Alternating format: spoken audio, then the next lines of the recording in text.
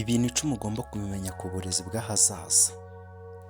Ese uburezi bw'ahazaza buri mu bihe biganza? Buzaba bumeze gute? Ni iki kidasanzwe twiteze kizaba? Ibi ni byo tugiye kubasobanurira muri iyi videwo. Uburezi buri guhinduka ku muvuduko udasanzwe, wishingiye ku iterambere ry'ikoranabuhanga n'ibikenewe mu muryango.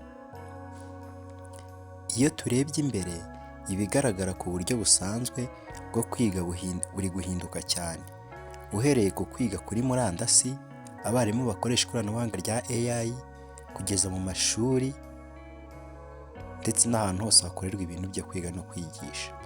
Ahazaza h'uburezi hazatanga uburyo bwo kwiga bworoshye, bujyanye n'umuntu kandi ushobora guhinduka. Muri iyi nyandiko turaza kubasomera ndetse tukanabasobanurira ibitekerezo